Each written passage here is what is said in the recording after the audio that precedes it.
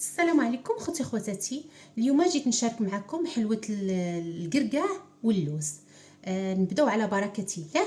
غنحتاجو 125 غرام ديال اللوز، 125 غرام ديال القرقاع، 5 غرام ديال خميرة الحلويات، ساشي باش غنسم ساشي ديال فاني اولا ساشي ديال ماء الزهر اولا قشور الليمون اولا قشور البرتقال على حسب الذوق، بيضه بحجم كبير، و100 غرام سنيده اولا نص كاس على حسب الحلاوه على حسب الذوق.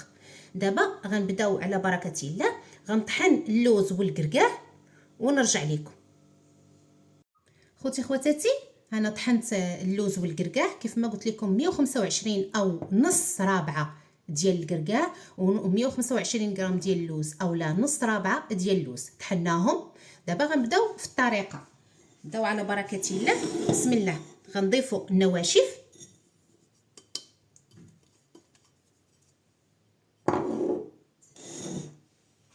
اللوز والقرقاع مطحونين،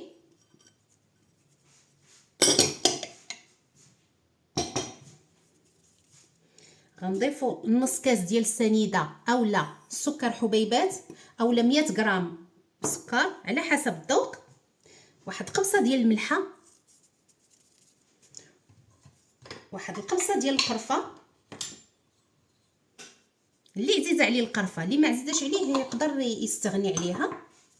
ساشي ديال فاني باش ما بغيتو تنسموا، انا عندي فاني. كاين شي مره كنسم بقشور ديال الليمون اولا قشور ديال الحامض اولا حتى ساشي ديال ماء الزهر، ما نقولش لكم كيفاش كيجي في هذه الحلوه. وغنضيف 5 غرام. مثلا عند صحاب المغرب يقدروا يديروا نص ساشيه، حيت عندهم 8 غرام يقدروا يديروا نص ساشيه. انا غندير معلقه ديال خميره الحلويات، معلقه مسوحه هي 5 غرام ها هي. المهم غنبسبسوا كلشي، نجانسوا العناصر كاملين مزيان.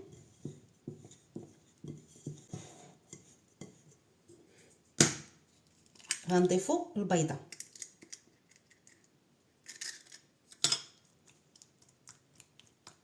انا غنجمع بيديا.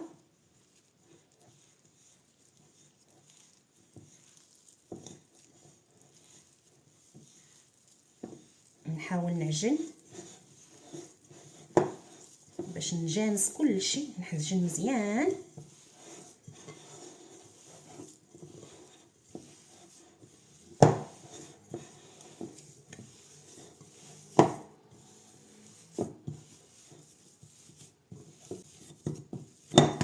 ها هي كيف ما كتشوفوها القوام ديالها ماشي قاصح وماشي سخي. شفتوا القوام ديالها؟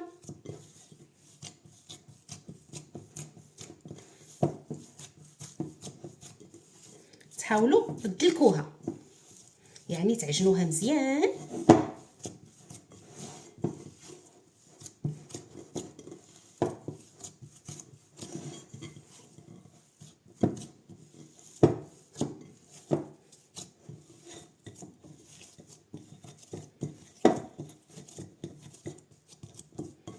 ها ما نتوما شفتوا يديا ما لصقاتش.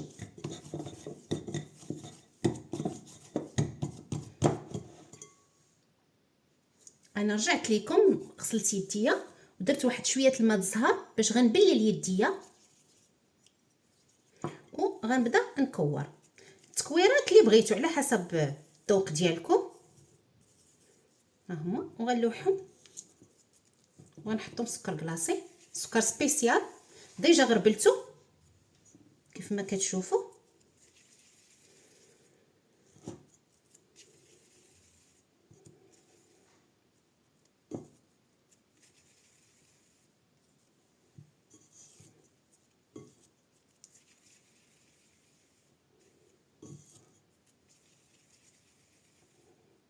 بغيتو ديروهم على العبار قد يجيكم، تقدروا تعبروهم ما بين 18 و 20 هكاك. انا ما غاديش نعبر، غنكتفي غير بعيني ميزاني.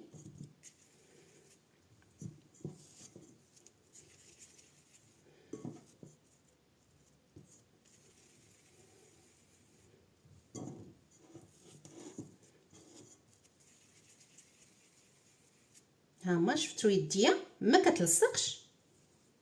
تندير شويه الزهر باش يعاون الكرات يلصقوا فيهم السكر كلاصي، باش يلصق فيهم السكر كلاصي.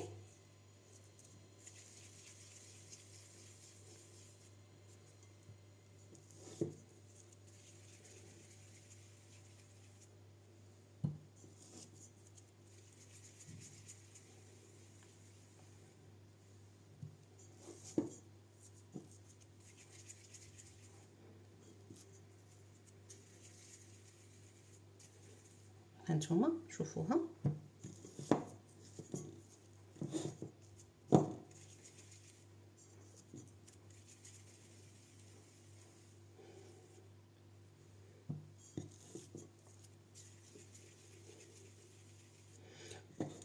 والكرات تتبقى على حسب الذوق، بغيتهم صغار كيف ما بغيتهم كبار.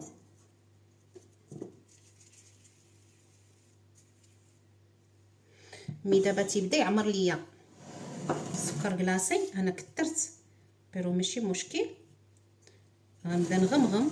هانتوما شوفوا مزيان، كنكور مزيان باش يشرب السكر كلاصي فيهم مزيان، ونعمرهم مزيان. هانتوما وغنحطها في اللاطه اللي غتدخل الفران. كنعمرها مزيان ونغمرها مزيان بالسكر كلاصي ونحطها.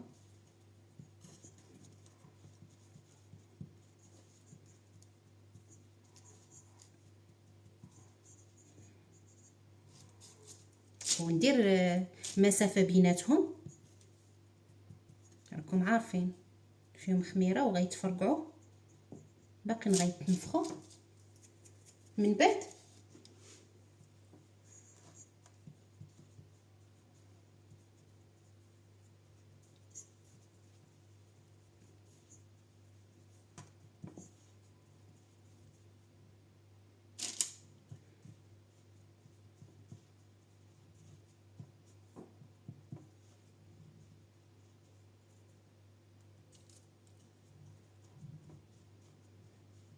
نحاولوا نغمبروهم مزيان بالسكر كلاصي. سكر سبيسيال، خصو يكون سبيسيال.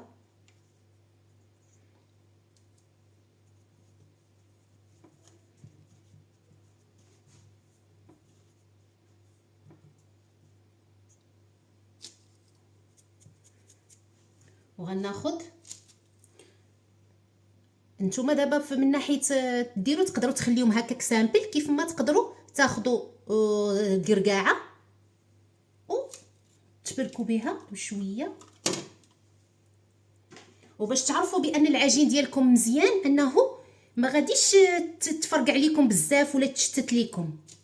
هانتوما غنورك عليها وغتبقى شاده في راسها بحال هكا. نورك عليها شويه. غناخذ قرقاعتين يكونوا صغيورين ونورك عليها شويه.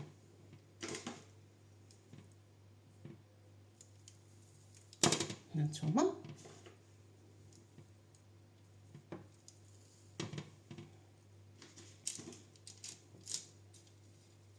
مي كتفرقعش ليكم في الجناب، عرفوا العجين ديالكم صادق.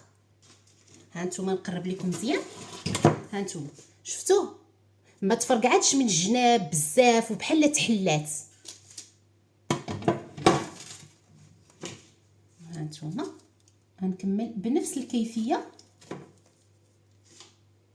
تقدروا في بلاصه هاد القرقاعه تقدروا ديروا لوزه، تقدروا ديروا كاوكاو، اللي بغيتو. بما انني انا دايره العجين ما بين اللوز والقرقاع، نقدر ندير اللوز والقرقاع. بغيتو ديروا كاوكاو تقدروا ديروا، داكشي تيبقى على حسب الذوق.